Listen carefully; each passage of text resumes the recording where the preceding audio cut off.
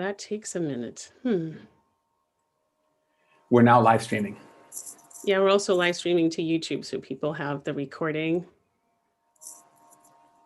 And it says we're live streaming to YouTube now. Yeah. Okay, I can switch that off because that's working. And now we go to Michelle. Change host.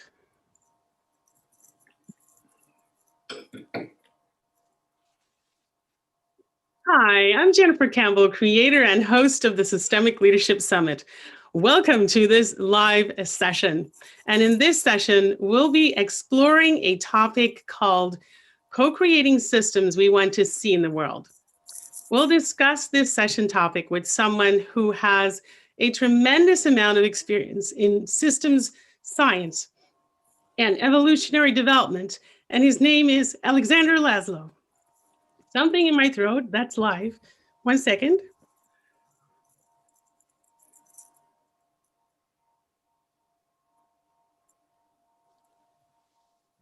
And back on again. It's nice to see you getting all choked up about this, you know. I'm all choked up about my very special guest. And let me share a little bit more about Alexander.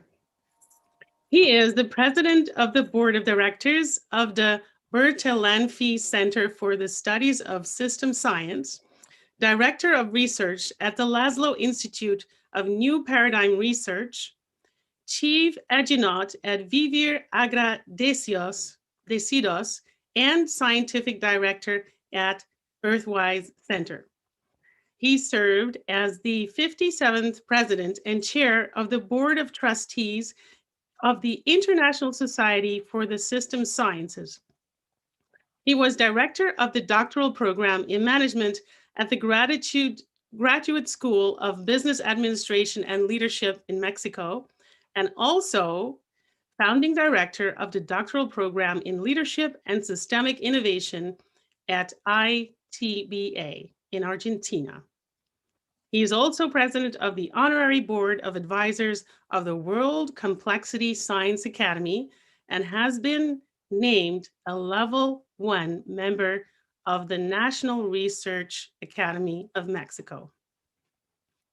As professor of systems science and evolutionary development, his research and teaching focus on evolutionary leadership, collaboration, and systems thinking.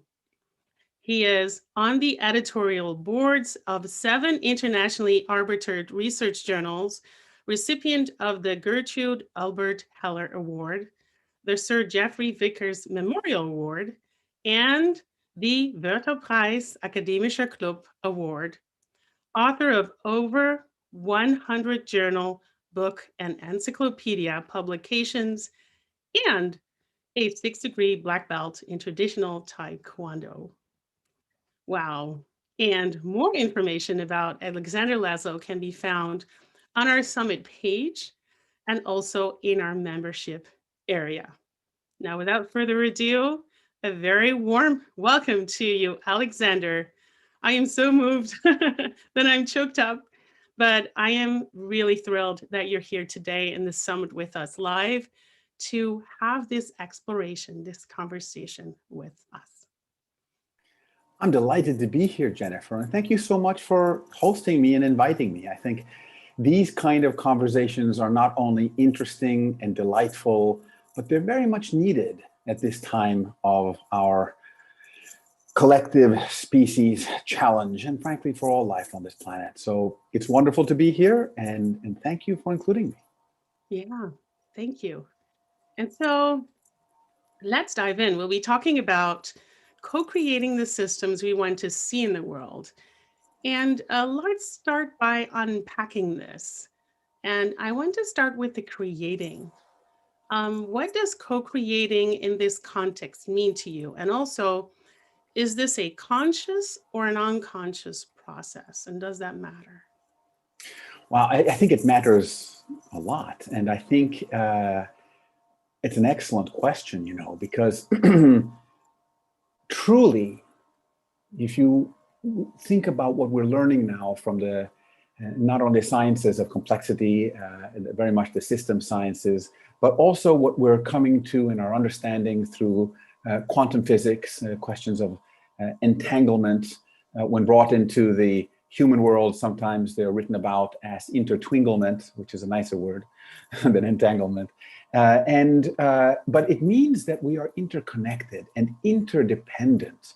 The illusion of separatedness, which is such a kind of bedrock of our Western culture, of our strident individualism, that is not holding water anymore. And we're starting to see it in our current challenges to deal with the global issues that are at our door these days. But the fact is that we are constantly co-creating. Really, it's very hard to do anything truly by yourself. You're always somehow in an environment, you're in an interactive, if you're an open system, right, you're connected in some way to other things and being influenced by and influencing, even if you don't see necessarily the connections. So co-creating, I think, is exactly the conscious aspect of being a co-creator, because we're constantly co-creating, we're constantly doing it, we just don't recognize it. And how can we make it more conscious? And how can we make it more, let's say, resonant, or I would like to say actually consonant, which is like consciously resonant? How can we do it with each other, co-create in ways that celebrate life, that are future creating and opportunity increasing?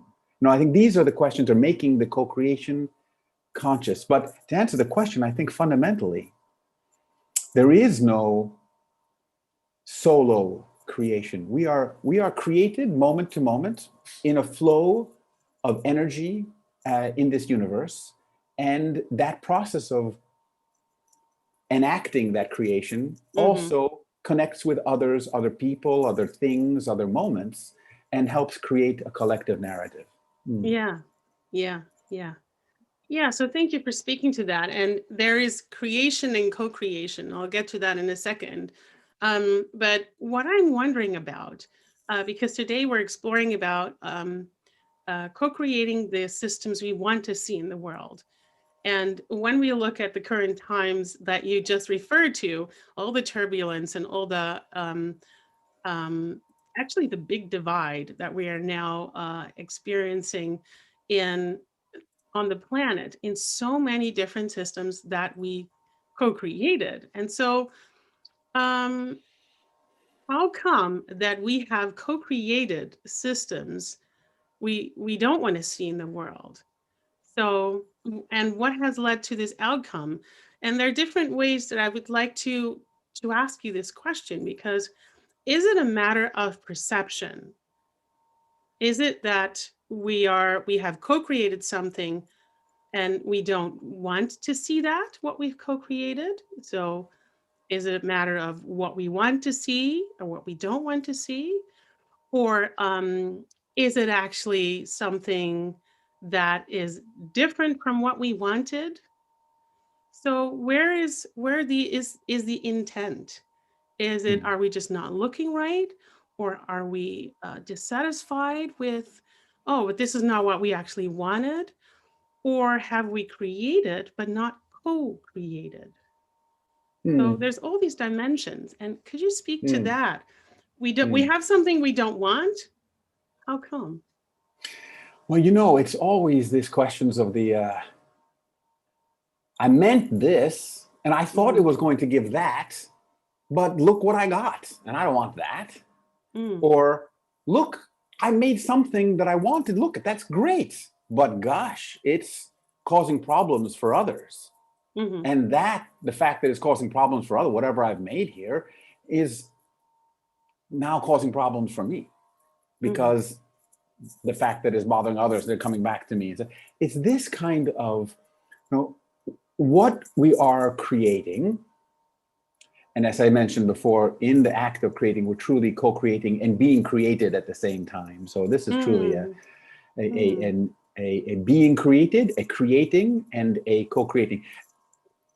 In fact, let me put a parenthesis in here. I like to use a metaphor of something that, frankly, I don't know anything about, and I can't speak to it from from an experiential place, but it's the birthing process, right? Yeah. And so I like to think of the way in which in this creation we can think about it like we're in a moment now in our collective history where we're engaged in a birthing process. You can think about that. We are giving birth to a new. This is the creative act, right? We're giving birth to possibly that. Well, whether it's new or not new, we're creating the future moment by moment through our acts now in the present. Yeah. Right. Yeah. So all the time we are narrating into existence, right? We're giving birth to, but at the same time, as we give birth, we are also can think of ourselves as the midwives, the doulas of the birth process. How are we structuring that? How are we supporting that? How are we facilitating this emergence? Yeah. This is very much the systems thinking, systems design frame. This is a lot of what you're doing here in the Systemic Leadership Summit with others. We're thinking, okay, how are we not just being the systems we want to see, right? Part of the theme, but how are we also creating the scaffolding, the support structures, the processes that enable that favor it, that create what I call the systemic nurturance spaces for this emergence. Okay, Yeah. so that's kind of like the role of the midwife, as we're also giving birth. But the thing is, there's a third thing we're also doing. We are that which is being born. We have to think that we are not, if we want to be the systems we want to see in the world, we're not only giving birth to something, okay, so other generations will do this. We're handing it off. We're just giving something. We're creating something for others. We're also that which is being created ourselves. We are the society that is emerging. So in this sense, it has this triple co-creative aspect of both, giving birth, midwifing, and being born, all at the same time. How do we do that triple dance in this co-creative process? That's what fascinates me. And I think this is what we are, when we're thinking about what have we given birth to, and do we want, is it good, is it bad, maybe we're not thinking about that. It is a question of, are we really connecting and thinking, feeling, sensing, listening into the future creating potential of that which we are creating? Because if we're only creating things in silos, non-systemically, they may be beautiful in and of themselves in a bubble, but when that bubble connects or bursts and connects with other things, it can be toxic, and it can create all kind of problems that we don't want. And this is what we're starting to see in the world with sustainability, where we're like, well, we use these weed killers and it kills all the stuff there. Isn't that great? Now we have the crops that we want without the weeds. Wait, what? Now we're creating all kind of environmental problems because of that. But we didn't think about that because we created something that we didn't see how it was connected. We didn't think systemically about the interdependence and interconnection of things. So I think this is the real act and art of the co-creator in these times, is to truly think systemically. What are the interdependencies that are being given rise to in whatever we are co-creating? Yeah. Yeah. Wow. I love what you explained about the triple process, the system where we create or birth, where we are the midwife and we are born at the same time. And so, because my next question actually was going to be, how can the world we live in inform us about the world that we want?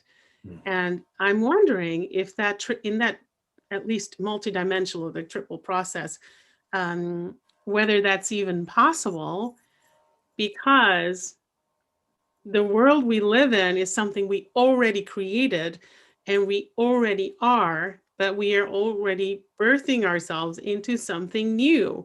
So could you speak to that? To what extent can the world we live in now inform us about where we want or need to co-create and be born next? Yeah. It's another great question. This is, I think, our challenge, to develop these systems thinking eyes and these systems thinking and feeling and sensing ears. If we're going to be And the heart, the heart of the systems. I have a colleague, Laszlo Smitsman, who writes about into the heart of systems change. So what is it that we really develop this ability to connect empathetically with this co-creative process, with the things, the people, the dynamics, the society? As you say, it's already there in many ways. But what are we connecting with? That's, I think, for me, the key question. Are we connecting with just the superficial aspects? Let's say the ones that give us immediate sensory gratification, or the ones that give us a sense of monetary security and safety, or the ones that give us a sense of status? And are these the ones that are truly life-giving, life-affirming, and future-creating? Do they create greater opportunities for others, not just for ourselves? So we start to develop these systems sensing abilities. We start to see connections. I can't remember if it was Emerson or Whitman, beautiful poetic expression that says the world is full of magical beings just waiting for us to develop the eyes and ears to see them. There are so many things that are here in our environment that we can learn from and with. So you say, how can we learn this? There's a whole new, not even that new anymore, but a whole domain called biomimicry, right? Fascinating. And it has, this is, takes the mantra of nature as mentor. The idea is that nature has been experimenting with systemic innovation for 3.8 billion years. It's an experienced mentor. 3.8 billion years mean, and if something didn't work in its innovation, it gets returned to the workshop. I mean, that's the nature of nature, right? So new things come on the scene, and then they work out and they connect. And if they don't connect coherently with the rest of everything, then they phase out. And that's an interesting process. So what is the process of innovation in nature? When nature has been doing this for 3.8 billion years on this planet, and humans, if you think of the Anthropocene, we've been around for 11 million years, right? You want to put it that way, for the anthropoid beings. And then only in the last, the Anthropocene is something that is much more recent in terms of our impact and our ability to change and really modify the world, just over 10,000 years. What is it that we can learn from this process that allows us to develop the patterns of not just sustainability, but thrivability? I mean, we have to deal with survival, then there's sustainable, and then there's thrival.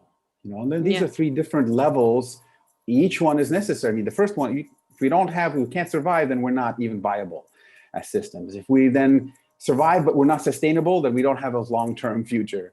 And if we're sustainable, but we're not thrivable, then we're not living into our potential for celebrating life, for creating things of beauty, for recognizing the sacred. These are things that are beyond sustainable, but in the aspects of thrivable dynamics.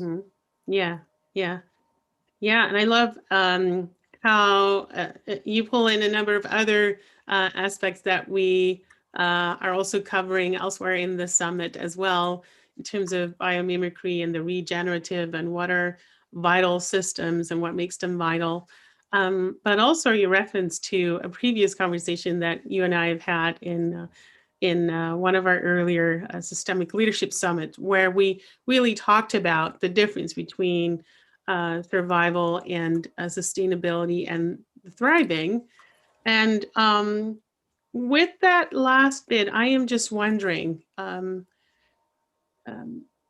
how easy is it to talk about using systems thinking to move from the sustainable to the thrivable space?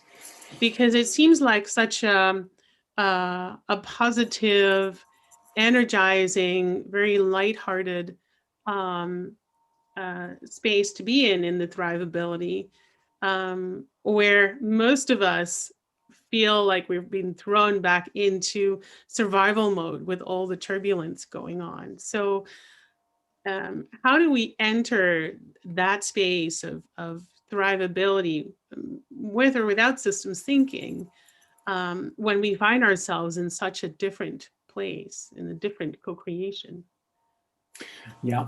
Well, this is the challenge of our time. I truly believe that the evolutionary challenge for our species in the 21st century is that of collective intelligence. Mm-hmm. I mean, as I've mentioned earlier, the strident individualism has run its course, and it's still going to be important for individual creativity. But if we do it in a way that is not interconnected now, that doesn't engage with others, and there's this expression that none of us is as smart as all of us. So that's true. So how do we leverage that? Because sometimes we can connect with each other and then we dumb down, right? And that happens, in large groups and so on. So it's a critical question here. The times that you're talking about that we're living in now, in this particular phase of moving, some are even saying out of the Anthropocene, out of the last 11,000 years into a more whole system, Gaia-centered, not just anthropo-centered, but now a whole, that all of us can be part of this narrative into the future. That is when we're dealing with what are called VUCA environments, right? So this is the technical term: volatile, uncertain, complex, and ambiguous. And each of these terms, they might seem like synonyms, but they're slightly different in terms of the characteristics of change or the patterns of the challenge.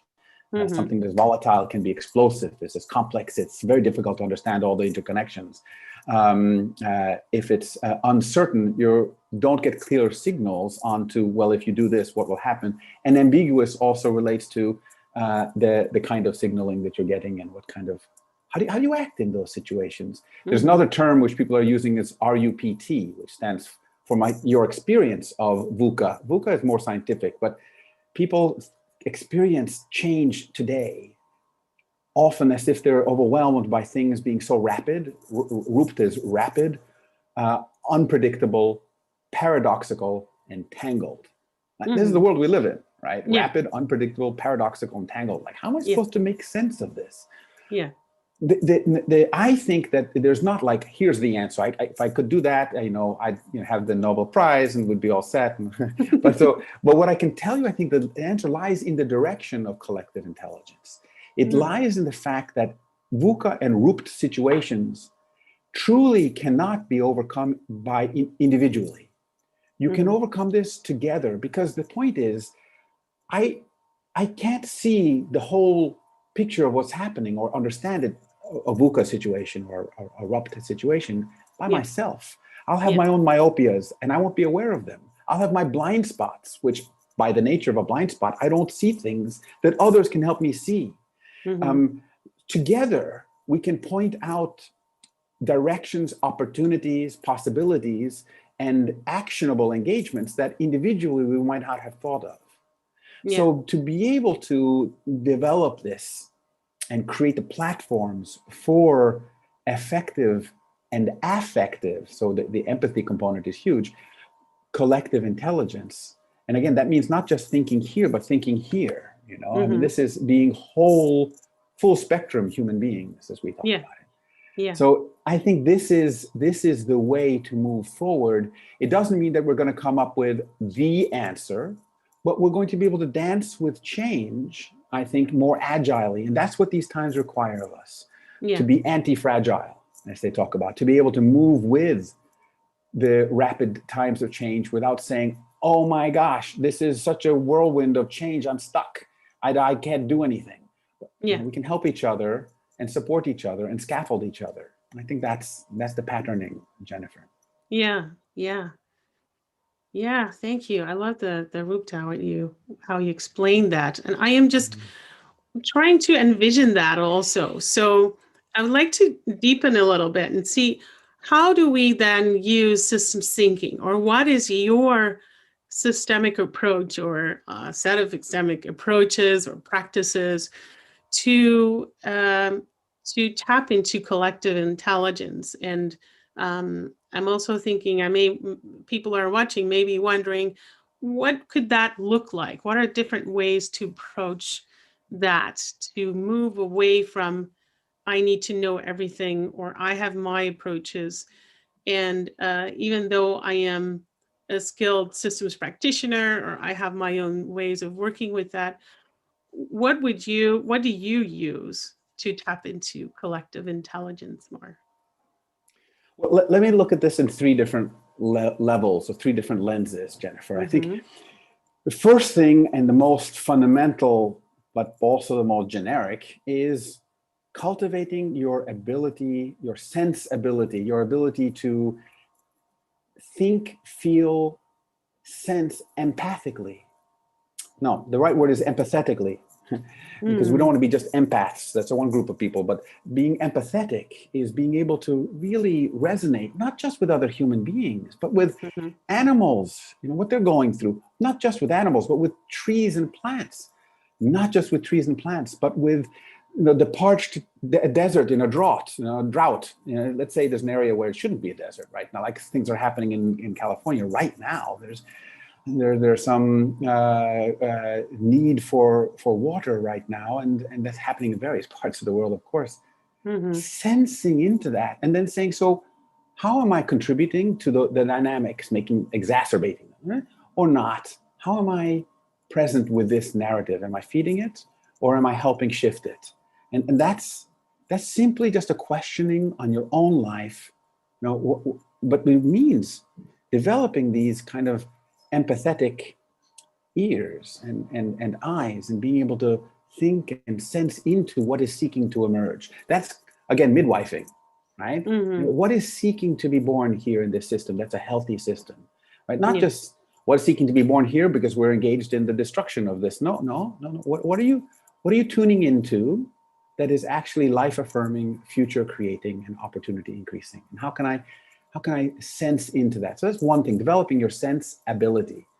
That then leads to your response ability. And then the responsibility are things that perhaps, there's a kind of a systems game that comes from the work of Joanna Macy, and it kind of feeds on something that Fritjof Capra writes about in his book, Hidden Connections. And I know these are people on your show as well.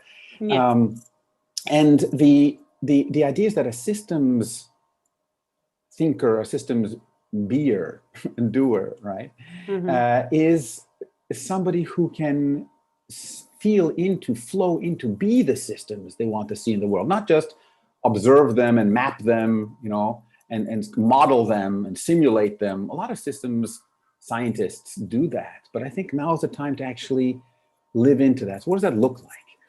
Joanna Macy has this wonderful game where she has people stand in a circle, and you think of two other people in the circle. So you can try this out. It's a lot of fun. You need to have, like, I don't know, more than 10 or 20 people at least. 20 people is good. You stand in a circle and you say, think of two other people in the circle, but don't tell anyone who they are. Just think about them in your head. And when I say go, begin to move around, but you got to maintain your distance so that you're equal distance between the two. You know this game, right? Yeah, I know the game. Distance between the two, right? And then so what happens is people start to flow, and it's kind of, it develops its own dynamic, and there are various ways of using the system, different kind of iterations you can put to it. But if you say stop and everyone stops, and you say, is there a pattern here? You look around, everyone's just standing kind of scattered. Like, hard to see a pattern. And you say, okay, so point to the two people who would be careful not to poke out anybody's eyes, but you point to the two people you were connected to, and everybody lifts up their hands and they point. All of a sudden, you got a systems map. Boom. You see all the interconnections. You put your hands down, the map disappears. You put it back up, there's the map again.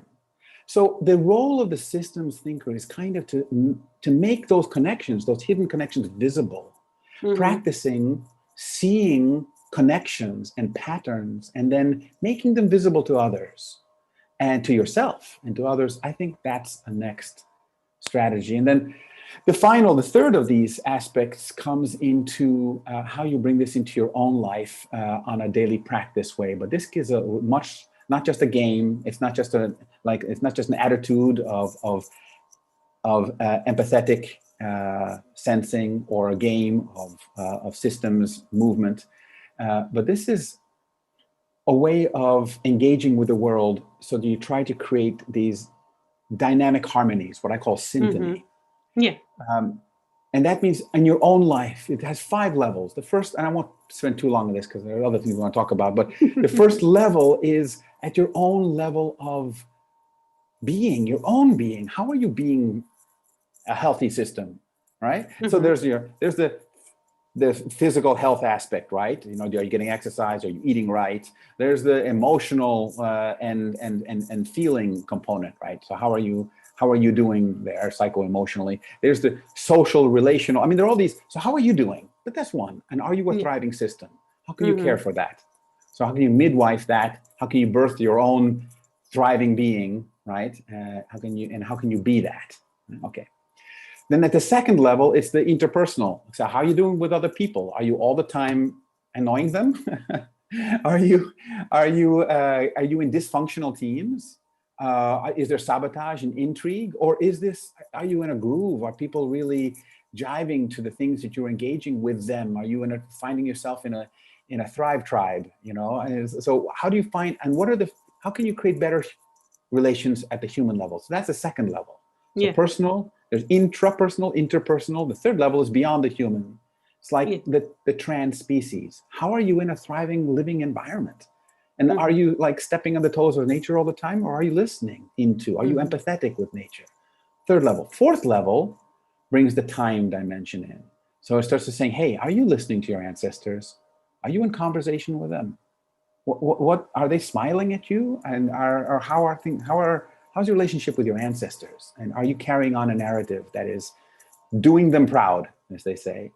And then there's the looking forward. You are being a future ancestor now. You are a future ancestor. Now, people don't even really realize that, but we're being future ancestors right now.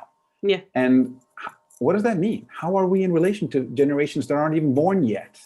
Can we be in conversation with them empathetically and say, okay, how are they going to appreciate what I'm doing now in the world?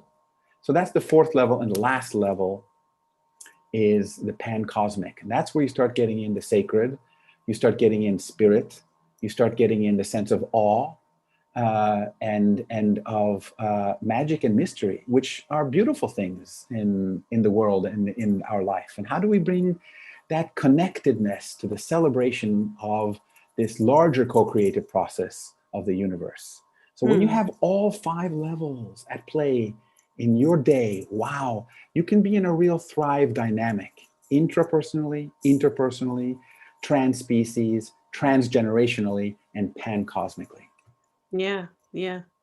And thank you so much about sharing these, say, practices to expand your systemic being, so that you're not just have your own systemic approaches, or that you are showing it to others, but it's also about, in the ever bigger layers in and around us, that you are, it sounds like what comes up for me is a conscious creator and a conscious co-creator. And what I find so interesting, what I'm also noticing when you're sharing this, is that up until this point in the summit, I just realized that many speakers resonate with the spiritual, which is really interesting. Also, because in previous summits, we've been focused very much on the content of the approaches, and we still do that in these sessions. But we're also, it's like there's been an expanded awareness of what we talk about or what we co-create. And that's by no means restricted to this summit, but we're much more in touch with that responsibility to understand what our impact is, also in the bigger layers, and also in the pan-cosmic, as you mentioned it, as well as in the intrapersonal, interpersonal, and the layers in between. So these are beautiful and very tangible practices. And again, I want to bring it into the here and now. Also, where would you look to find space to actually tap into this practice of seeing how vital things are for yourself and for others as you explore in these layers. Because with the turbulence that's going on in the VUCA that you explained before, we need something to ground ourselves also, at least I know that I do. So how can you speak to that in terms of systems syncing and systems being and finding the space to actually do that? Wow. Yeah, that's such an important question, Jennifer. You should think about doing this professionally because you ask such good questions. No, I'm kidding. You are doing this. That's great. Thank you for doing this. But yeah,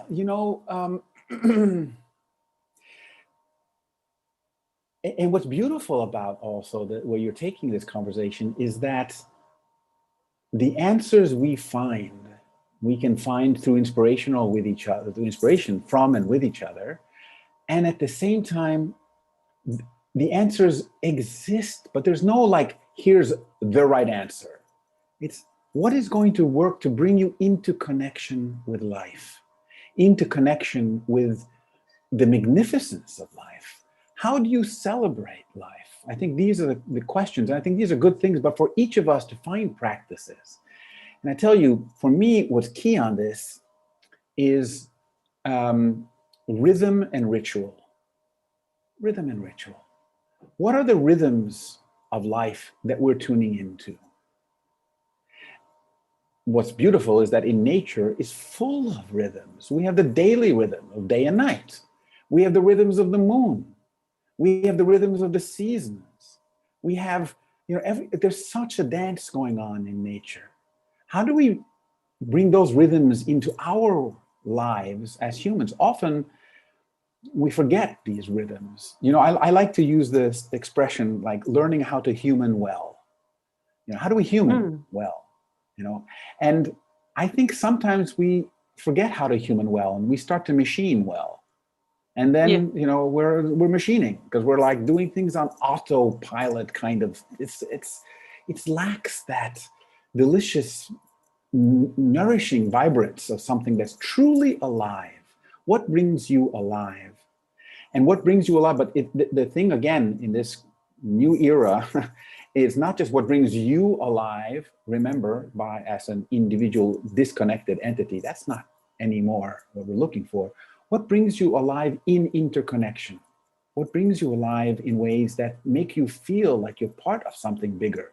So this may be the practices of forest bathing. Like, there's this practice that comes from Japan that is called forest bathing, where you go into nature and you really have all the sights, the sounds, the smells that wash over you, and you tune, right? That's beautiful. And there's another practice is called earthing, where you walk barefooted on the earth, right? But these are all practices of connection and interconnection. Yeah. So finding those things that bring you into those rhythms and developing the rituals in your life that celebrate life. Because if you're not celebrating the life, if you're not finding something awesome, truly awe, this is like, wow, here is beauty, or here is love, or here is spirit. However you want to hold this, feel that you are held. Find those environments. Sometimes it's a social environment. Sometimes it's a natural environment. Sometimes it's in a music. Sometimes it's in a meditation on your own. Again, these are different environments. There's no one portal. These are all portals that bring you into interconnection in these 5 levels that I mentioned earlier of dynamic harmony or syntony. So, but developing rhythm and ritual, and then finding ways to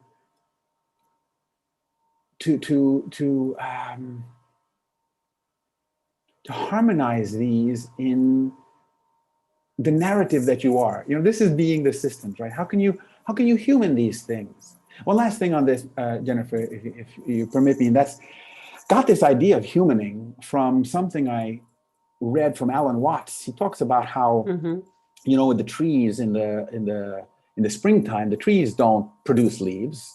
That's a very mechanistic way of looking at things. Yeah. The trees leaf. They leaf. It's like the verb. They do this thing. They leaf. In fact, he says in the northern hemisphere in the springtime, it's not that we're moving into spring now at the springtime. It's like everything is springing. Things are springing. That's what makes spring. It's the beingness of that. It's how the whole system is in a dynamic that we call spring. But it's that verb. And so it made me think about, well, how is the universe humaning? We are an expression of this creative, co-creative thing, right? So this dynamic of the universe expressing itself. So how are we being a good vehicle of that expression in our human form? We are humaning. Yeah. And what does it mean to human well? And where can I find inspiration? Often I find inspiration from humaning in kids. Kids human pretty well because they don't have all the filters and stuff, and they're more spontaneous. And so remembering, as Bertrand Russell and Albert Einstein once said, remember your humanity and forget the rest. So these are the things, the practices, I think, that can bring us more into co-creative interconnection and interdependence. Yeah. Thank you so much for, I love that about humaning. And also the quote you just mentioned, I feel that we have inspired ourselves in the co-creation into a space where we are forgetting that we're human and that we mechanize. How do you call that? We machine. I call it like we machine or we're human, right? We machine or we human. And I think that it's also about getting our focus back on the human, and that systems thinking is, and having the rhythms and tapping into the rhythms is something that can help to remind us that we're human. And what's interesting is it very much resonates with the summit theme also that I called regenerating humanity or human unity. Because the unity also refers to the collective intelligence that you mentioned before. But I love what you say about how do we human, and so we're human beings, but we also, the humaning is also an active expression, the active co-creation. And so when we look at the systems that we want to see in the world, a lot of it actually starts with how from the inside out, we tap into the vitality, to the energy, and to use systems approaches to see where's the interpersonal and the intrapersonal and the layers out of that all the way out. But there are more actors, creatures, nature. Everything is also in the pan-cosmic. So what exactly do you think is our role when we talk about seeing the systems and co-creating the systems we want to see in the world? Because we're not the only ones. So I guess it's about the wanting that I'm still wondering about. Are we in a space where we are entitled to want to co-create? Or is it that we are co-creating and that we need to be responsible with that? So what's our role in the wanting to co-create? Yeah. I can tell you a little story. Some of my friends will know this, but it's a story that ends up with me learning something fantastic from my daughter, Kalia, who is now 21, but when I learned this, she was 11. And I had shared with her that I had been on an airplane and I was sitting next to this gentleman. He was a beekeeper, and he was like in his 70s or like early 80s, no, late 70s, I'd say. And he was there sitting next to me, and he was nervous about flying, so we talked a bit. he clearly was like not very, very much into humaning. He was more into being. I mean, literally with the bees. Yeah. And he said he realized he was going to be a beekeeper when he was 5, Yeah. because he had an experience with bees landing on him, and when he was at a picnic, and they just, it felt like he was being in a warm hug with them. He didn't get bit or anything. Then they all took off, and it was like he loved the bees from that day on. He felt like they really loved him, and so a whole life with bees. So I asked him lots of questions about collective intelligence and about stuff. And at one point, he just reflected and mused. He said, "You know, in any ecosystem where bees are present, the animals and the plants there know what the bees do, and they depend on the bees to do it." Hmm. So without thinking much, I just said, I wonder what it is in any ecosystems where humans are present that the animals and the plants know that we do and depend on us to do. Hmm. And we just sat there in silence because frankly, I didn't come up with like, what do they know that we do, but they're not scared of? I mean, that they depend on us to do. Because frankly, I kind of think that mostly when we go into a living ecosystem, frankly, we're in them all the time, but still most of the animals and plants are like wary of us. And I don't know, like, don't step on me kind of thing. So I asked this question to my daughter, and she thought about it a bit. She said, I think we're the connectors. So what do you mean by the connectors? I think we connect life with life, she said, because look, I mean, we're the most versatile creature on this planet. We can live anywhere, on the North Pole, South Pole, under the water even. We've been in the air. We know what it is like to fly like a bird. We know what it's like to swim like a fish. We've been on the land. We can empathize with all the creatures. So because we can do that, we can be the bridge. We can connect life with life. I so love that response. Hmm. And it makes me think a lot about how are we, humaning as connectors of life? How do we create the conditions for flourishing? How do we do that? Because we have equally in that power the conditions for creating barren wastelands. I mean, when you have the conditions to create flourishing, you also have the conditions and the capacity to take that away, Yeah. to do exactly the opposite. So if we're not, as you said at the very beginning, how are we consciously co-creating? Because one thing is to be co-creating these barren wastelands or these oases or whatever, but not consciously, because we're not even like thinking about the patterns of how these fit into future dynamics. And the other is to think, is this part of the celebration of life on this planet? Is this part of this bigger narrative? Am I being a good connector in that sense? Am I humaning well by being a connector of life with life?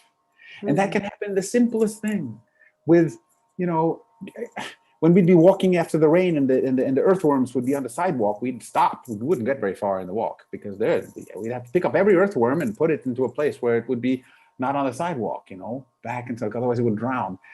That's a little bit of connecting, of stewarding. It's not being altruistic, or it's not being philanthropic, it's not being a good Samaritan. It's not only these things. It's that spirit of being part of a rich narrative of interdependence, of those 5 levels of interconnection. And I think that's where we can start to, I'm not sure if I'm addressing your question, but I think that's where we can play in this. And I think that's where the Leadership Summit, when it starts to look at these questions of what is the role of our species on this planet in this day and age, and how does systems thinking and systems being, systems acting and systems being, systems of practice, what role does that have? How can that facilitate things? And I think it can do so very profoundly when we learn to be the systems we want to see in the world. Yeah. Yeah. Wow. And it's definitely an answer to my question. And when I think back of the co-creating the systems we want to see in the world, the co has brought up so many different meanings in this conversation. So we're having a conversation that is a co-creation.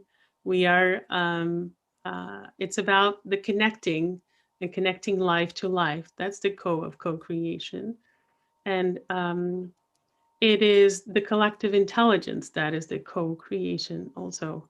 in the systems we want to see in the world.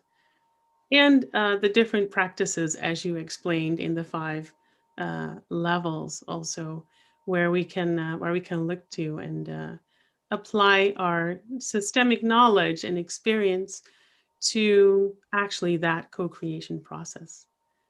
And speaking of co-creation, we have summit attendees who are listening to us, who are watching, and I would like to see which questions they have. So Michelle is coming on. Michelle is assisting us in the live sessions today. And Michelle, I'd really like to ask you, what are some questions that people want to ask Alexander in this exploration about co-creating the systems we want to see in the world? What has come up? Well, the first question comes from Dave Pendle. To what degree do reflective practices, meditation, contemplation, listening, and prayer add to our capacities to act empathetically? I think this is something, Jennifer, you and I can talk about. I'm not. I don't think I have like the answer again on this kind of thing. But I think what's important here is that we develop these capacities to have the systemic sense abilities. You know, I talk about this in terms of a systemic consciousness, and that we can access and use to augment our relational intelligence. And I call it relational intelligence because it includes connective intelligence, collective creativity, the aspects of empathy and awe. So there are many practices that do this. There are 2 paths to get to the question in particular. For me, there's the path that is an inward journey. And that is done through the meditation and through silence and through that journey that takes you in through quietness. And then that brings you into connection. It's not that you go in and disconnect. You go in and connect exactly to your sense of a much larger cosmic being.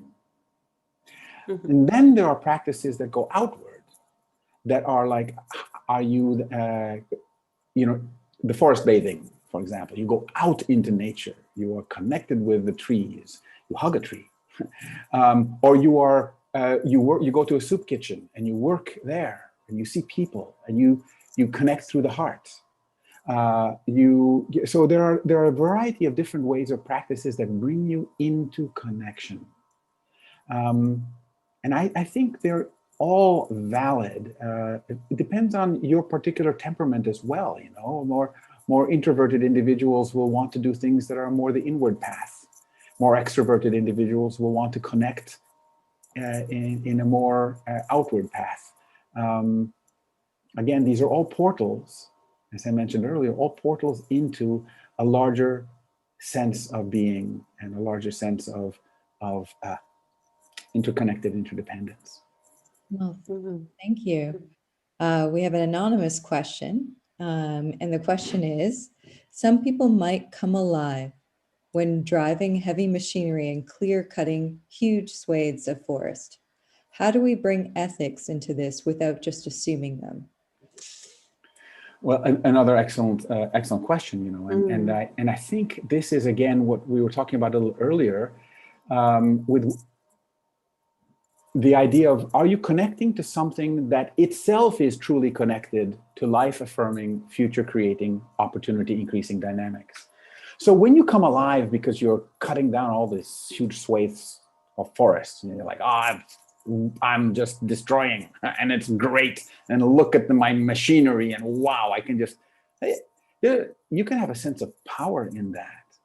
But that is in a bubble of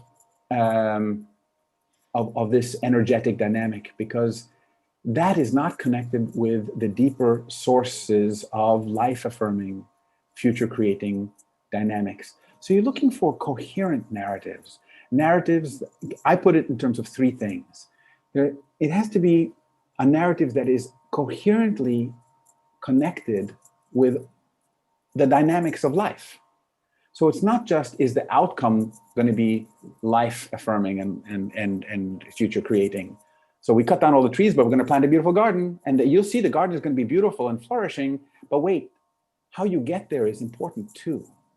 So what are you doing with those trees? Maybe if you want to dig them up and plant them elsewhere, even that, they may not survive. But there are ways of doing this as a true curator that creates the conditions, right? What my daughter was talking about, that is connecting life with life.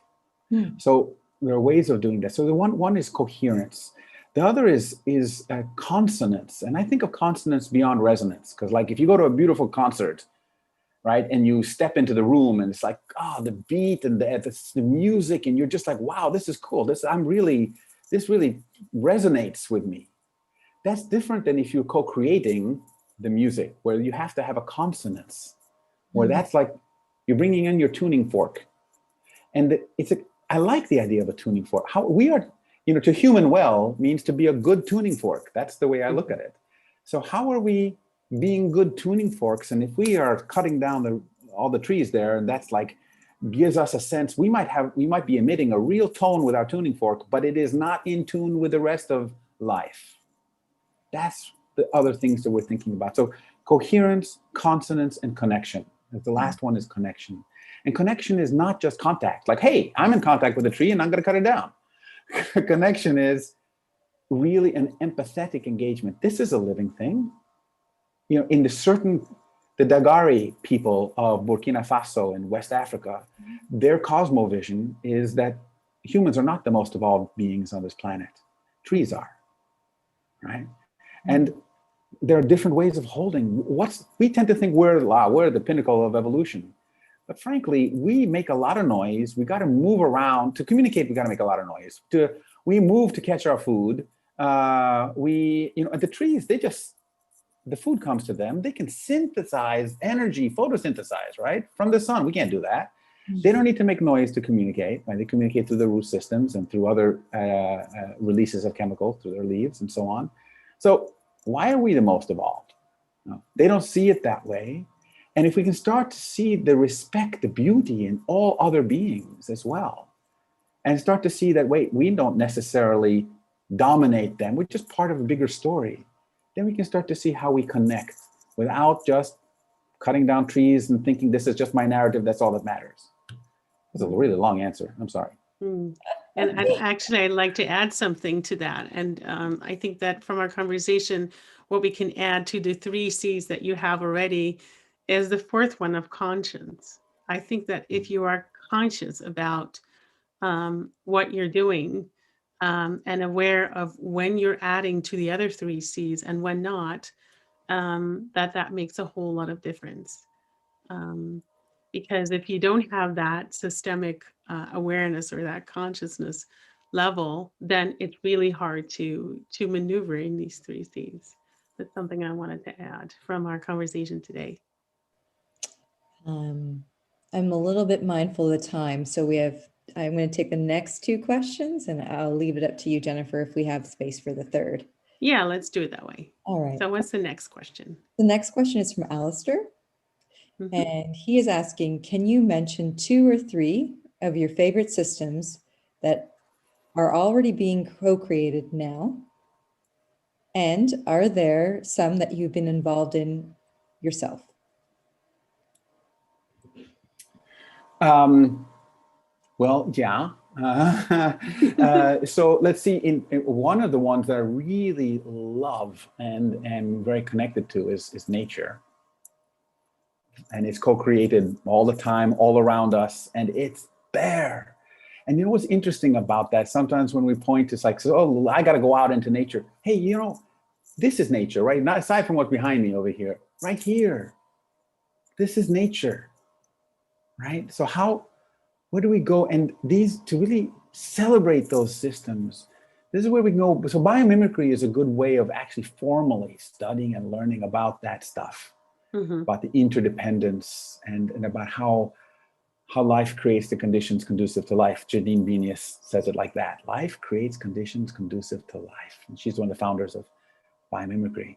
And that's not this Darwinian idea of nature being red in tooth and claw and the survival of the fittest. It's how do we create the conditions conducive to life? So nature is, I don't mean to be, facile or simplistic by saying that's one of the systems I really see now going on. And I like it, and I want to be part of that. But a human constructed system that I'm really fascinated by are because it's plural, it's evolutionary learning ecosystems. So what is that? An evolutionary learning ecosystem, I'm actually working and trying to, right now I have a project on how to curate the emergence, create the conditions for evolutionary learning ecosystems. So these are ecosystems of human beings in interaction with each other and their lived environment. But what's key in these is that the components of an evolutionary learning ecosystem are evolutionary learning communities. That's the actual component. And within the evolutionary learning communities are human beings. So you got this kind of nested system. So there are people who are working in an evolutionary learning community because they were like working, whether it's in a school or whether it's in a shoe factory, it doesn't matter. But they're trying to learn how to learn in harmony with the dynamics of their environment. That's the evolutionary learning community. When you put together and connect several evolutionary learning communities, you get a community of communities, which is an evolutionary learning ecosystem. That, for me, when there's a synergy among these evolutionary learning communities, right? They're not just learning communities where you learn how to learn about something and that's it. And you become an expert in that one thing and you just do that and you get better at that. That's a learning community. It's evolutionary because it changes in a VUCA world. It changes in response to the dynamics that are emerging around us as well. And when you put together a group like that, like I said, you create this ecosystem, and it's not really an orchestra. It's more like an improvisational jam session. But how do we play jazz with each other in our communities? That, for me, that's an answer to the question. Like, I think there's a lot of promise in that. Mm. And I think that learning how to be better midwives and to birth and to be those ecosystems, I think that's where I come alive. Mm. Well, thanks. Jennifer, do we have space for one more question? Yes, let's do one more. Okay, so the last question comes from another anonymous attendee. What is the most powerful thing an individual can do to help generate this connectedness and lifefulness at multiple levels? What's the most powerful thing one can do?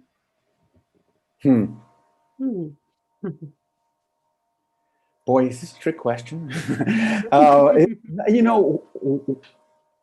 Come alive. I mean, really anything that connects you.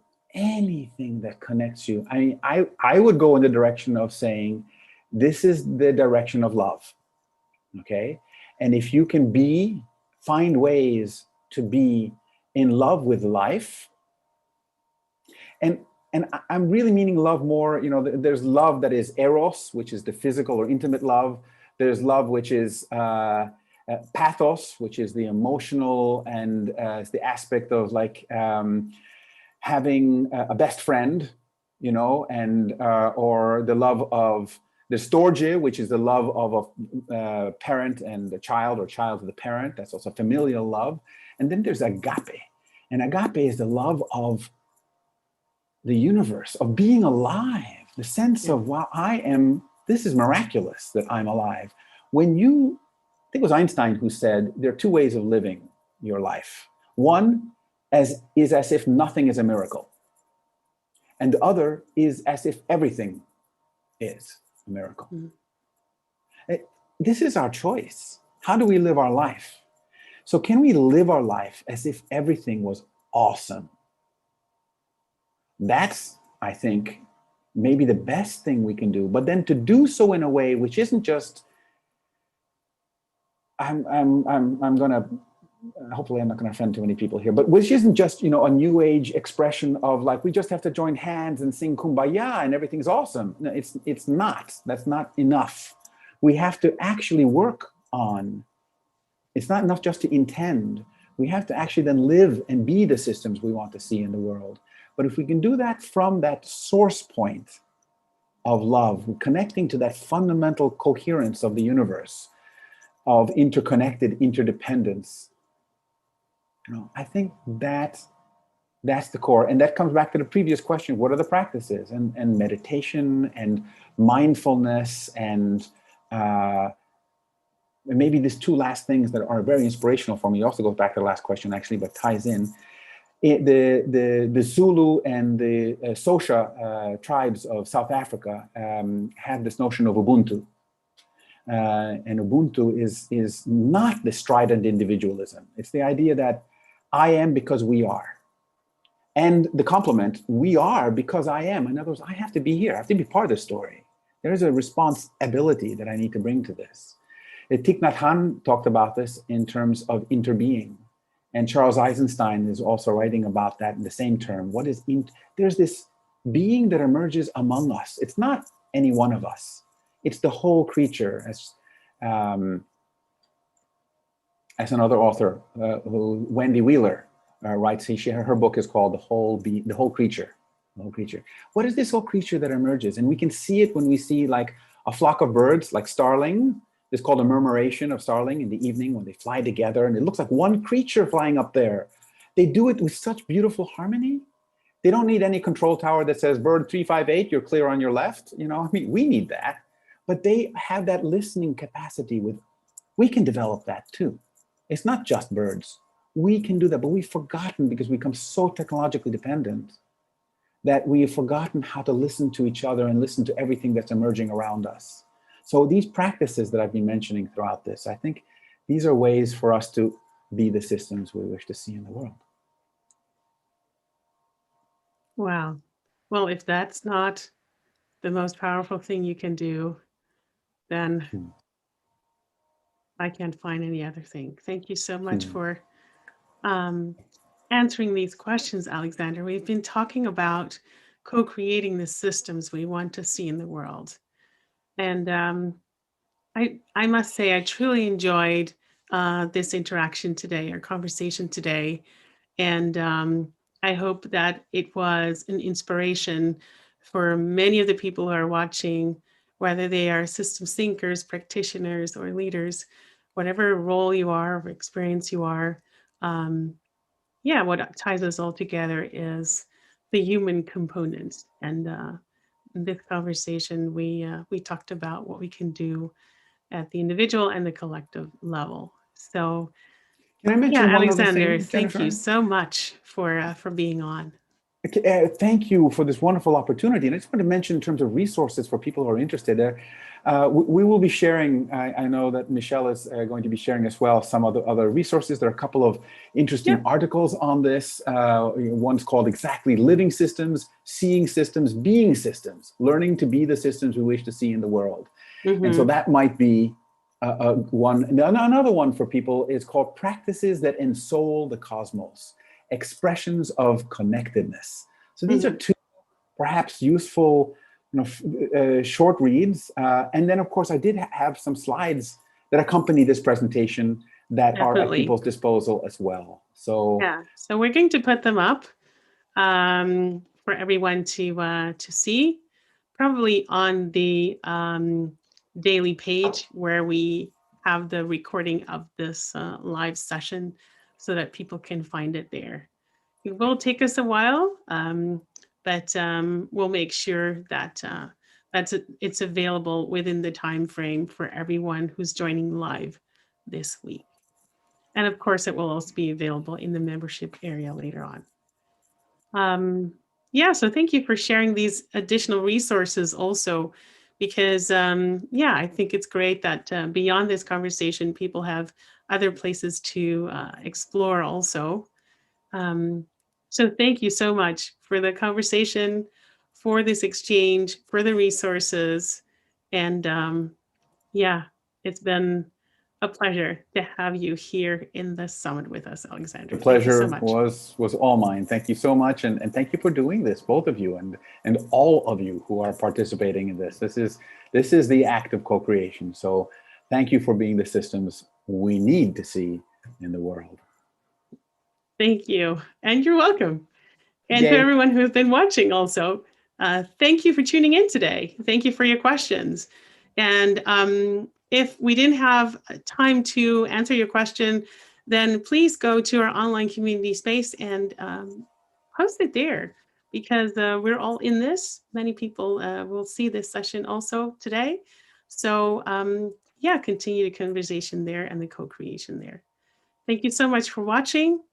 See you next session. Bye-bye.